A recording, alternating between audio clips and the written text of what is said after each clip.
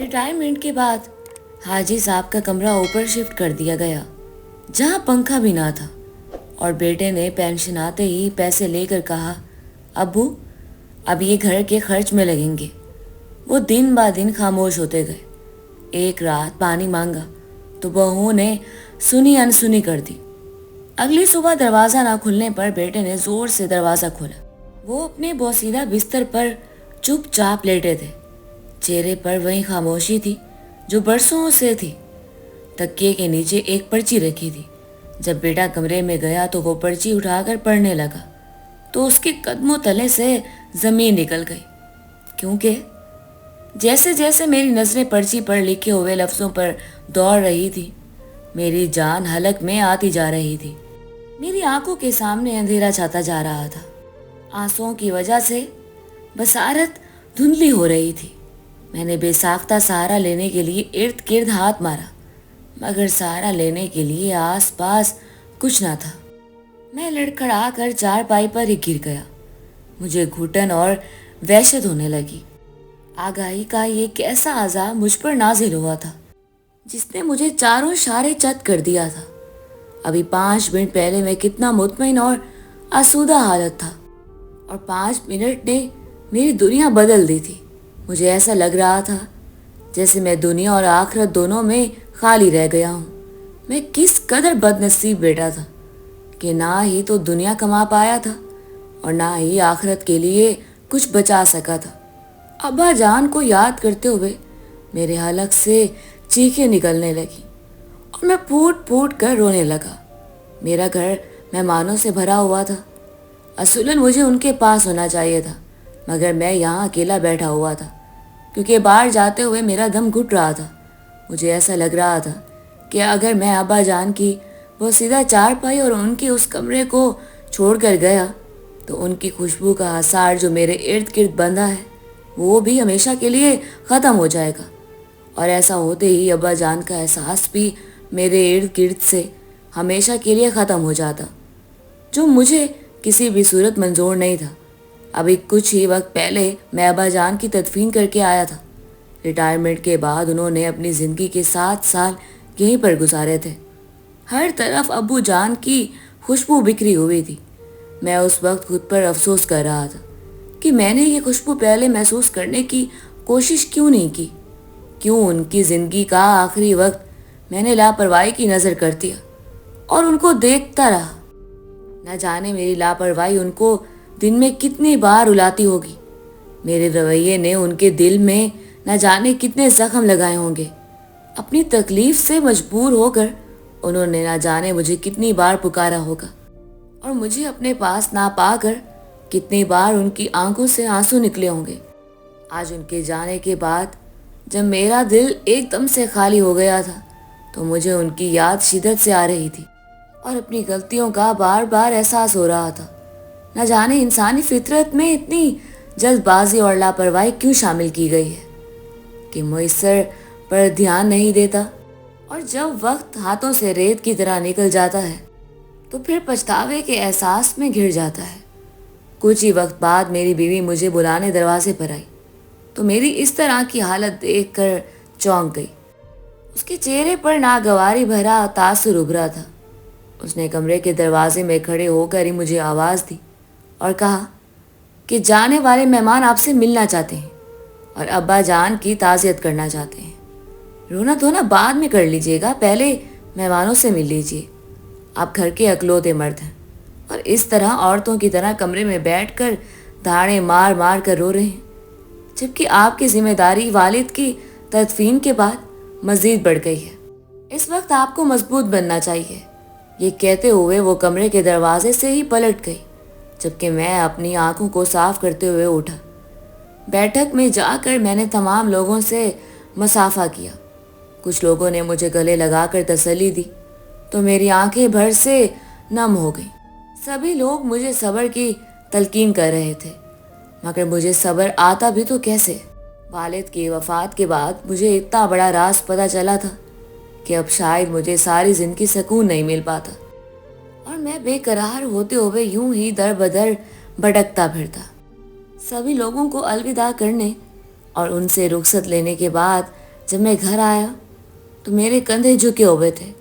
मैं चुपचाप अपनी चारपाई पर गिर गया।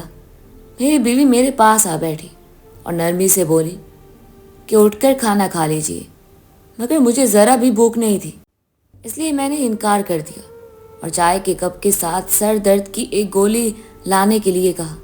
वो चुपचाप उठी और मेरे लिए चाय बना लाई। चाय पीने और सर दर्द की गोली खाने के बाद जलते असाब को कुछ सुकून मिला तो मैं गहरी नींद सो गया। आने वाले 3 दिन मेरे लिए बेहद मसरूफ़ साबित हुए, क्योंकि अब्बा जान की वफ़ात के बाद उनकी ताज़ियत के लिए आने वालों का रश बंधा हुआ था। अब्बा जान के कितने लोगों से ताल्लुकात थे, मुझे इस बात की बिल्कुल भी खबर नहीं थी। अब्बा जान की ताज़ियत के लिए वो लोग भी आ रहे थे जिनको मैंने कभी पहले देखा ना था और ना ही कभी उनके बारे में सुना था। अब्बा जान हमेशा कहा करते थे कि ज़िंदगी में कुछ और बनाओ या ना बनाओ, लेकिन अच्छे दोस्त ज़रूर बना लेना, जो ना सिर्फ आपकी ज़िंदगी में आपके काम आए, आपके दुख सुख के साथी हों, आपकी रहनुमाई करें, बल्कि मौत के बाद आपके लिए दुआ भी करें।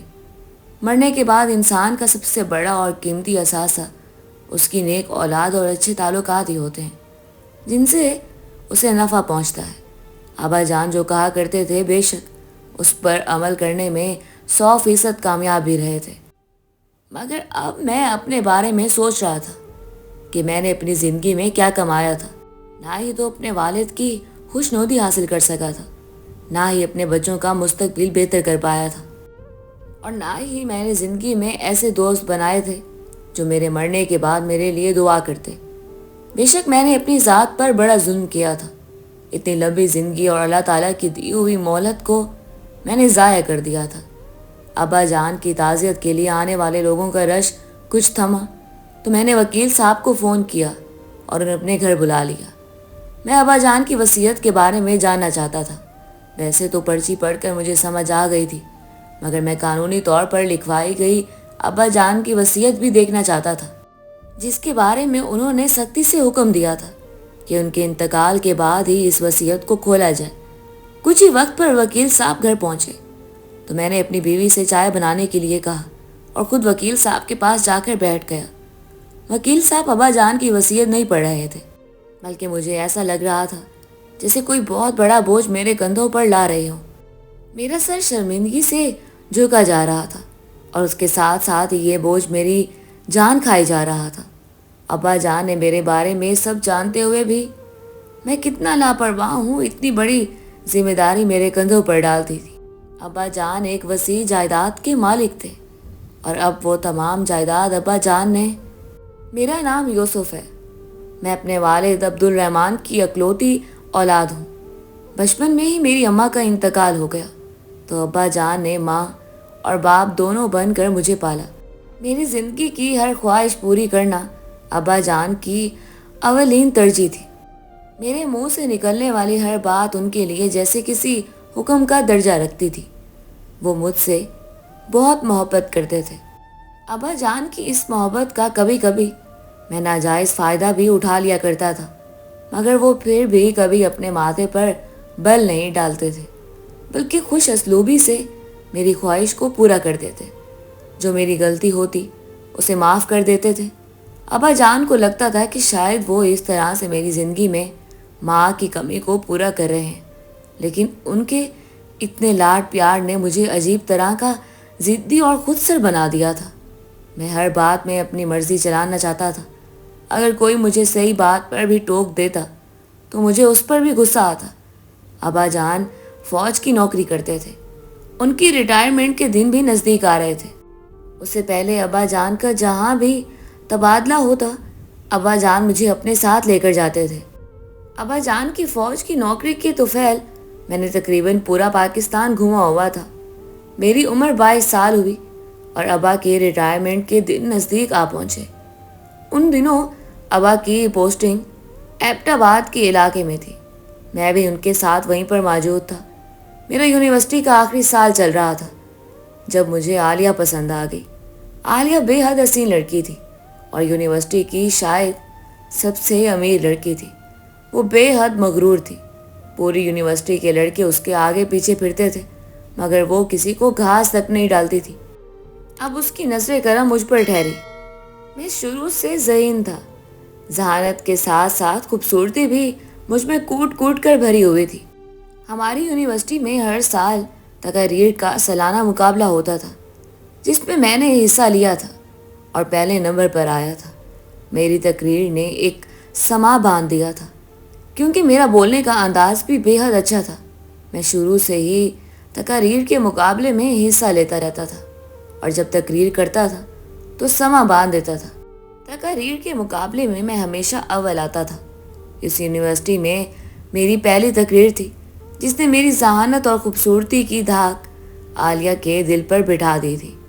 مقابلے میں اول آنے اور انعام حاصل کرنے کے بعد میں جیسے ہی ہال سے باہر نکل رہا تھا، جب عالیہ میرے راستے میں آ گئی اور خود اس نے مجھے اپنا تعارف کروایا، میرے دل میں ایک دم سے لڈو پھوٹنے لگے۔ بے شک میں اس سے بے حد پسند کرتا تھا، مگر کبھی بھی اس کے روبرو جا کر اس سے بات کرنے کی ہمت مجھ میں نہیں ہوئی تھی۔ آج وہ خود چل کر میرے پاس آئی تھی اور مجھ سے بات کر رہی تھی، اسی لیے میں خود کو ہواؤں میں اڑتا ہوا محسوس کر رہا تھا۔ میں نے بھی مسکرا کر اس کو اپنا تعارف کروایا، اور رسمی باتیں کرنے کے بعد میں اپنے راستے اور وہ اپنے راستے۔ اس کے بعد اکثر عالیہ خود مجھ سے ملنے کے لیے آنے لگی۔ آتے جاتے بھی وہ مسکرا کر میری طرف دیکھ لیتی، اور کبھی اگر میں کینٹین میں بیٹھا ہوتا تو وہ میرے ساتھ آ کر بیٹھ جاتی۔ ایک دو بار وہ میری کلاس میں خصوصی طور پر مجھ سے ملنے آئی۔ میں MBA فائنل ایئر کا اسٹوڈنٹ تھا، جبکہ وہ MA انگلش فرسٹ ایئر کی طلبہ تھی۔ ہمارے ڈپارٹمنٹس الگ تھے، مگر پورا دن ہی تقریباً ہم ایک دوسرے سے ملتے رہتے تھے۔ آہستہ آہستہ ہم نے یونیورسٹی کے علاوہ باہر ملنا بھی شروع کر دیا۔ عالیہ کا تعلق پشاور سے تھا، مگر وہ ایبٹ آباد کی یونیورسٹی میں زیر تعلیم تھی، اور اس کے بابا نے اسے یونیورسٹی کے نزدیک ایک اپارٹمنٹ خرید کر دے رکھا تھا، تاکہ یونیورسٹی کے پاس گھر ہو اور یونیورسٹی آنے جانے میں اسے کوئی دقت پیش نہ آئے۔ اس کے بابا نے اپنی خاندانی ملازمہ، جس کی عمر تقریباً 50 سال کے لگ بھگ تھی، وہ عالیہ کے پاس ہی رہ رہی تھی۔ اس کے علاوہ ایک بوڑھا چوکیدار اور ایک سیکیورٹی گارڈ بھی تھے۔ عالیہ کا پورا دن اپنے اپارٹمنٹ سے باہر گزرتا تھا۔ کبھی وہ دوستوں کے ساتھ کوئی پلاننگ کر لیتی اور کبھی کسی دوست کے یہاں رک جاتی۔ وہ اب بھی اپنے اپارٹمنٹ میں زیادہ نہیں جاتی، مگر اب اس کا سارا وقت میرے ساتھ گزرتا تھا۔ ہم دونوں ایک ساتھ گھومتے پھرتے تھے۔ وہ اکثر میرے لیے مہنگے گفٹس بھی لاتی تھی۔ ہم دونوں ایک دوسرے کی محبت میں آگے بڑھ چکے تھے۔ میرے ایگزامز ہونے والے تھے۔ میں چاہتا تھا کہ یونیورسٹی مکمل ہونے سے پہلے پہلے میں ابا جان سے بات کر لوں اور میرا عالیہ کے ساتھ رشتہ طے ہو جائے۔ ہم دونوں کے درمیان سٹیٹس کا فرق میں بخوبی سمجھتا تھا، مگر میری عالیہ کے لیے محبت یہ بات نہیں سمجھتی تھی۔ مجھے ہمیشہ یہ دھڑکا لگا رہتا تھا کہ میں جب بھی عالیہ کے گھر رشتہ بھیجوں گا تو وہاں سے صاف انکار ہو جائے گا۔ کہاں میرے ابا گورنمنٹ کے ایک معمولی سے ملازم تھے، اور کہاں عالیہ کے ابا ایک بڑے بزنس مین تھے، جن کا بزنس پورے ملک میں پھیلا ہوا تھا۔ اپنے اس خدشے کا اظہار میں نے کئی بار عالیہ سے بھی کیا تھا، مگر اس نے مجھے ہمیشہ تسلی دی اور یہی کہا کہ وہ صرف مجھ سے شادی کرے گی، اور جب میں رشتہ بھیجوں گا تو وہ اپنے بابا کو خود منا لے گی۔ مجھ میں اور عالیہ میں ایک بات مشترکہ تھی، اور وہ یہ کہ ہم دونوں کی ماں نہیں تھی۔ عالیہ 12 سال کی تھی جب اس کی والدہ کا انتقال ہوا تھا۔ وہ اکثر اپنی ماں کو یاد کر کے اداس ہو جایا کرتی تھی، اور تب میں بھی اس کی اداسی کو دل سے محسوس کرتا تھا، کیونکہ ماں کے نہ ہونے کا دکھ میرے وجود کے اندر بھی کہیں گڑا ہوا تھا۔ میں نے ایک رات موقع دیکھ کر ابا جان سے عالیہ کے بارے میں بات کی اور انہیں اپنی محبت کے بارے میں بتا دیا۔ ابا جان میری بات سن کر مسکرا اٹھے اور کہنے لگے، چلو شکر ہے، ہمارے برخدار نے ہمارے زحمت کرنے سے پہلے ہی ہمارے لیے بہو ڈھونڈ لی، ورنہ تو میں سوچ کر پریشان ہوتا تھا کہ آخر میں اکیلا کہاں لڑکیاں تلاش کرتا پھروں گا، اور نہ جانے کوئی اچھی لڑکی اپنے بیٹے کے لیے تلاش کر بھی پاؤں گا یا نہیں۔ میری پسند کے بارے میں سن کر ابا نے بھی کسی ناراضگی کا اظہار نہیں کیا تھا، مگر جب میں نے انہیں بتایا کہ عالیہ ملک کے ایک مشہور بزنس مین کی بیٹی ہے، تب انہوں نے ناراضگی سے میری طرف دیکھا اور کہا، ان کے اور ہمارے سٹیٹس میں بے حد فرق ہے، مجھے نہیں لگتا کہ وہ ہمارے گھر میں رشتہ کریں گے۔ یہ خدشہ مجھے بھی شروع دن سے لاحق تھا، مگر میں ابو کو قائل کر لینا چاہتا تھا، جبکہ ابا کسی بھی طور پر راضی نہیں ہو رہے تھے۔ میں تو انہیں منا کر تھک گیا تھا، مگر وہ میری بات ہی نہیں سن پا رہے تھے۔ میں نے اس بات کا ذکر عالیہ سے کیا تو وہ بھی ناراض ہونے لگی اور کہنے لگی کہ ابا سے کہو ایک بار رشتہ تو لے کر آئیں۔ میرے ابو میرا مسئلہ ہے، میں انہیں ہر صورت اس رشتے کے لیے قائل کر لوں گی۔ اور یہ بات میں بار بار ابا جان کے سامنے بھی دہرا رہا تھا۔ بالآخر میری بھوک ہڑتال اور گھر چھوڑنے کی دھمکیوں کے بعد ابا جان عالیہ کے گھر میرا رشتہ لے جانے کے لیے مان گئے۔ ابا جان مجھے لے کر پشاور کے لیے روانہ ہوئے اور ہم عالیہ کے گھر پہنچ گئے۔ عالیہ نے ابو کو پہلے ہی بتا دیا تھا اور خود بھی اپنے گھر پہنچ چکی تھی۔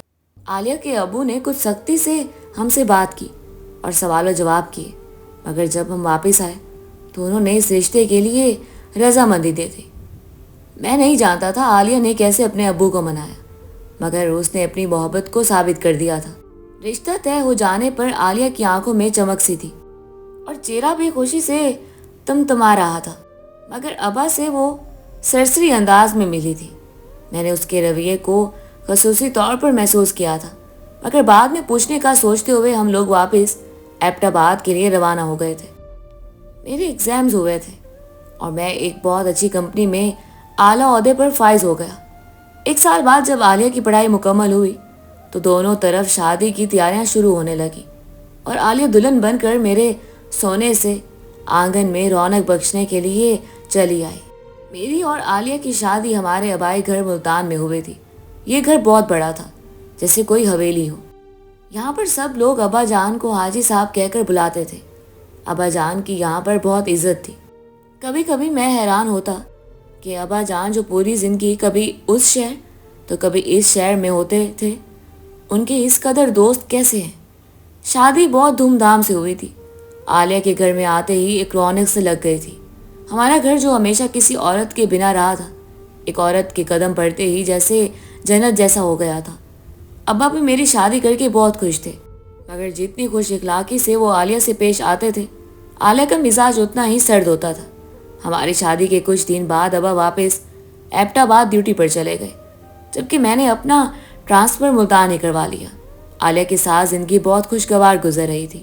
اس نے میرے ساتھ ایڈجسٹمنٹ کر لیا تھا۔ وہ مجھ سے بہت محبت کرتی تھی اور میری ہر بات مانتی تھی۔ میرے سارے کام اپنے ہاتھوں سے کیا کرتی تھی۔ میں حیران ہوتا تھا کہ اتنے امیر باپ کی نازو پلی بیٹی کیسے میرے ساتھ محدود وسائل میں بھی گزارا کر رہی ہے۔ میں ہمیشہ کوشش کرتا تھا کہ عالیہ کو کسی چیز کی کمی نہ ہونے دوں، وہ جو خواہش کرے اس کو فوراً پورا کر دوں، مگر پھر بھی میرے محدود وسائل تھے اور عالیہ اس بات کو سمجھتے کبھی بھی مجھ سے کوئی بڑی خواہش نہیں کرتی تھی۔ ایک سال کے بعد میرا بیٹا پیدا ہوا۔ ہماری زندگی میں آیا تو ایسا لگا جیسے اب زندگی میں کوئی کمی باقی نہیں رہی، اور انہی دنوں ابا بھی ریٹائر ہو گئے۔ ابا واپس آ چکے تھے اور میرے بیٹے کو سارا دن کندھوں پر اٹھائے کبھی کہیں اور کبھی کہیں گھومتے رہتے تھے۔ دادا پوتے میں خوب پیار تھا۔ منیب بھی جیسے ابا جان سے بے حد مانوس ہو گیا تھا، مگر نہ جانے کیوں ابا جان کو منیب کے ساتھ پیار کرتے دیکھ کر عالیہ کے ماتھے پر شکن پڑ جاتے تھے۔ وہ اکثر ابا جان کی گود سے منیب کو اٹھا لیا کرتی تھی اور ابا جان اس بات کو محسوس کر لیتے تھے، مگر کبھی بھی اس بات کا اظہار نہیں کرتے تھے کہ عالیہ کی اس بات نے انہیں کوئی تکلیف پہنچائی ہے۔ ابا ریٹائر ہوئے تو ان کی تنخواہ بھی بند ہو گئی اور گھر کے حالات میں گزارا کرنا میرے لیے مشکل ہو گیا۔ ابا کی پینشن آئی تو میں نے ان سے پیسے لیے اور کہا یہ پیسے اب گھر کے خرچ میں استعمال ہوں گے۔ ابا جان خاموش ہو گئے۔ آہستہ آہستہ ابا کے تمام اختیارات ان سے لے لیے گئے۔ کچھ اختیارات میں نے سنبھال لیے، جبکہ کچھ عالیہ نے، انہیں بے دخل کر دیا ہم نے۔ وہ یہ سب اتنے نامحسوس انداز سے کر رہی تھی کہ مجھے اس بات کا احساس ہی نہ ہوا کہ وہ میرے ابا جان کے ساتھ کیسا سلوک کر رہی ہے۔ اور پھر ابا جان کا کمرہ بھی اوپر شفٹ کر دیا گیا، کیونکہ ابا جان بیمار رہنے لگے تھے اور انہیں شدید کھانسی ہوتی تھی۔ 7 سال کا عرصہ گزر گیا۔ ابا کا کمرہ بوسیدہ سے بوسیدہ تر ہو گیا، یہاں تک کہ میں نے ان کی چارپائی بدلنے کی زحمت بھی نہ کی۔ ابا جان 7 سال سے ایک چارپائی اور ایک بستر پر گزارا کر رہے تھے۔ वो बिल्कुल ही कमरे तक महदूद हो गए थे और मैंने भी इस बात का एहसास ना किया कि अब्बा को कहीं बाहर घुमा फिरा लाऊं या अपने फारिग वक्त के कुछ लम्हात उन्हें दे दिया करूं। मैं अपने बच्चों में मसरूफ हो गया था। एक रात उन्हें शदीद खांसी आ रही थी। मैं ओवर टाइम करने के बाद शायद थका हारा घर आया था जब अब्बा ने आवाज़ देते हुए पानी पिलाने का कहा। मैंने आलिया से कहा कि अब्बा जान को पानी दे आओ, मगर उसने भी सुनी अनसुनी कर दी और मुझे लगा कि शायद वो पानी दे आई है। थकन की वजह से मुझे गहरी नींद आ गई और जब मैं अगली सुबह अब्बा जान के पास गया तो उनके कमरे का दरवाज़ा बंद था। अब्बा सुबह सवेरे उठकर कमरे का दरवाज़ा खोल दिया करते थे, मगर आज दरवाज़ा बंद देखकर मैंने दरवाज़ा खटखटाया तो दरवाज़ा ना खुला। दरवाज़ा जंग आलूद था और ज़ोर लगाने से खुलता था। मैंने एक धक्का मारा तो दरवाज़ा खुल गया। जब मैं कमरे में गया तो अब्बा जान की मौत हो चुकी थी। अब्बा जान का इस तरह से अचानक मुझे छोड़कर चले जाना मुझे सदमा ही लग गया था। अभी रात तक तो उनके खांसने की आवाज़ आ रही थी और अब वो बिल्कुल खामोश वजूद के साथ बिस्तर पर लेटे हुए थे। मेरे दिल को कुछ हुआ। मैंने डॉक्टर को बुलाया तो डॉक्टर ने अब्बा जान की मौत की तस्दीक कर दी। अब्बा जान की तदफीन करने के बाद मैं उनके कमरे में गया तो अब्बा जान के सराने के नीचे से एक पर्ची मिली जिस पर कुरान पाक की आयत का तर्जमा दर्ज था कि बेशक तुम्हारा माल, तुम्हारी औलाद तुम्हारे लिए सख्त आजमाइश है। मेरे उस वक्त तक 3 बच्चे हो चुके थे और अब मुझे समझ में आ रहा था कि औलाद कैसे आजमाइश बनती है। बहरहाल अब्बा जान की मौत को कुछ वक्त गुजरा तो मैंने अब्बा जान के वकील को बुलाया। तब उसने अब्बा जान की वसीयत हमारे सामने खोली थी। अब्बा जान एक बड़ी जायदाद के मालिक थे जो उनके वालिद की तरफ से उन्हें विरासत में मिली थी, मगर उन्होंने सारी ज़िंदगी मेहनत की थी और मुझे अपनी कमाई से खिलाया था। उसी वक्त भी मेरा सर शर्म से झुक गया क्योंकि जैसे ही अब्बा की तनख्वाह आना बंद हुई तो मेरा सलूक उनके साथ बुरा हो गया था और मैं उनकी पेंशन के सारे पैसे लेकर अपने बच्चों पर खर्च कर दिया करता था। मैं अपनी औलाद को खुद कमा कर नहीं खिला सकता था। ये दुख मुझे बुरी तरह से चुभ रहा था। मैंने आलिया से इन सब का जिक्र किया था। वो रोते हुए मेरे आगे हाथ जोड़ गई और मुझसे कहने लगी, मुझे माफ़ कर दो, आपके अब्बा के साथ मैंने इंतहाई बुरा सलूक किया। बस मेरे दिल में ये बात चुप कर रह गई थी कि उन्होंने हमारा रिश्ता करवाने से इनकार कर दिया। अब्बा जान ने दादा जान की आधी से ज़्यादा जायदाद मेरे नाम कर दी थी और कुछ यतीम खानों और मस्जिदों के लिए वक्फ कर दी थी। मैं और आलिया अपने रवैये पर शदीद पछता रहे थे, मगर अपने पछतावे का सद्भाव करने के लिए हमें कोई रास्ता नज़र नहीं आया था। काश हमें अब्बा जान की ज़िंदगी में इस बात का एहसास हो जाता तो हम उनसे माफ़ी मांग लेते और अपने गुनाहों की तलाफ़ी कर लेते।